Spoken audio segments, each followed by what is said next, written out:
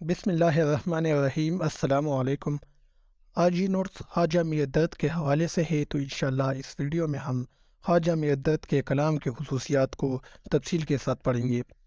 خواجہ میر درد دہلی کے ان نامور شعراء میں سے ہیں جن کی وجہ سے دہلی کی عمارت سخن قائم تھی۔ درد نے جب شاعری کی دنیا میں اپنا کمال دکھایا تو اردو شاعری رنگ تغزل کے ساتھ ساتھ رنگ تصوف سے بھی مالا مال ہو گئی۔ اسی وجہ سے انہیں دنیا صحن میں شہنشاہ تصوف کے نام سے یاد کیا جاتا ہے۔ بقول نواب جعفر علی خان، درد کی پاکیزہ کلام کے مطالعے کے لیے پاکیزہ نگاہ درکار ہے۔ تو خواجہ میر درد کی شاعرانہ خصوصیات کو انشاءاللہ آج ہم پڑھیں گے۔ تو اس کے جو کلام کی پہلی خصوصیت ہے وہ تصوف ہے۔ درد کی زندگی اور شاعری دونوں تصوف کے انوار میں ڈوبے ہوئے ہیں، اسی لیے وہ اردو کے سب سے بڑے صوفی شاعر مانے جاتے ہیں۔ ان کا منفرد انداز بیان ان کو دیگر صوفی شعراء سے ممتاز کرتا ہے۔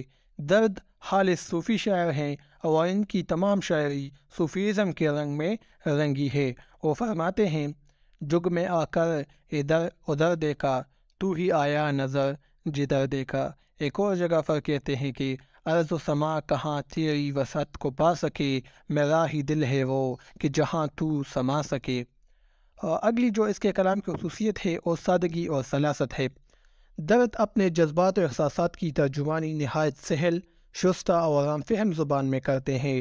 ان کے اشعار میں سلاست اور روانی ہے جو ان کے کلام کو پر اثر بنا دیتی ہے اور قاری آسانی سے سمجھ جاتا ہے۔ وہ فرماتے ہیں کہ آتش عشق جی جلاتی ہے، یہ بلا جان پر ہی آتی ہے، جی کی جی میں رہی بات نہ ہونے پائی، ایک بھی اس سے ملاقات نہ ہونے پائی۔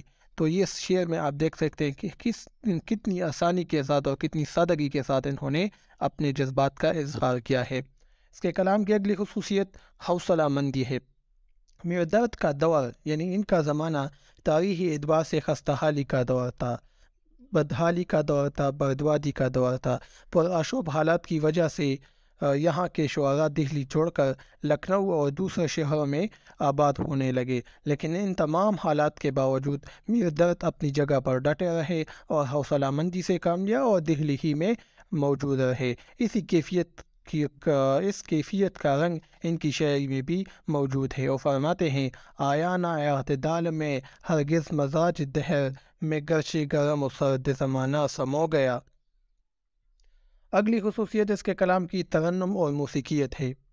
درد ایک خشک مزاج صوفی شاعر نہ تھے، وہ فنون لطیفہ سے آشنا تھے، خاص طور پر موسیقی سے گہرا لگاؤ رکھتے تھے۔ یہی وجہ ہے کہ ان کی شاعری میں نغمگیت بھی موجود ہے۔ ان کی غزلیں موسیقی کے سر و تال پر پوری اترتی ہے۔ وہ فرماتے ہیں، قتل عاشق کسی معشوق سے کچھ دور نہ تھا، پر تیرے عہد کے آگے تو یہ دستور نہ تھا۔ ایک اور جگہ پر کہتے ہیں، سینہ و دل حسرتوں سے جا گیا، بس ہجوم یا سے جی گھبرا گیا۔ تو آپ دیکھ سکتے ہیں کہ ان اشعار میں موسیقیت موجود ہے کہ نہیں۔ اگلی خصوصیت دنیا کی بے ثباتی ہے۔ درد کی شاعری میں دنیا کی بے ثباتی کا رنگ جھلکتا ہے۔ ایک صوفی شاعر ہونے کے ناطے وہ یہ دعویٰ کرتے ہیں کہ دنیا کی زندگی عارضی ہے اور سب کچھ فنا ہونے والا ہے، اصل زندگی تو آخرت کی ہے جو کبھی نہ ختم ہونے والی ہے۔ وہ فرماتے ہیں، ساقی اس وقت کو غنیمت جان، پھر نہ میں ہوں نہ تو ہو نہ یہ گلشن۔ ساقی اس وقت کو غنیمت جان، پھر نہ میں ہوں نہ تو نہ یہ گلشن۔ ایک اور جگہ پر کہتے ہیں، درد کچھ معلوم بھی ہے یہ لوگ، کس طرف سے آئے تھے کدھر چلے۔ اس کے کلام کی اگلی خصوصیت وحدت الوجود کے قائل ہونا ہے۔ درد کا محبوب اللہ تعالیٰ ہے۔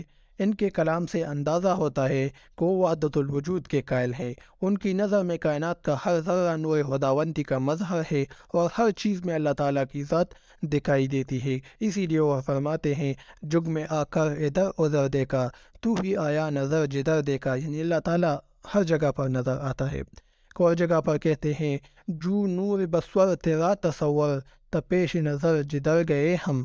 تو یہ اس کا ایک اور شعر تھا اللہ تعالیٰ کے عشق کے حوالے سے۔ تو یہ آج کے کلام کی خصوصیات تھی میر درد کی شاعری کی۔ امید ہے یہ ویڈیو آپ کو پسند آ چکی ہوگی۔ انشاءاللہ پھر نیکسٹ ویڈیو میں ملیں گے۔ اللہ حافظ۔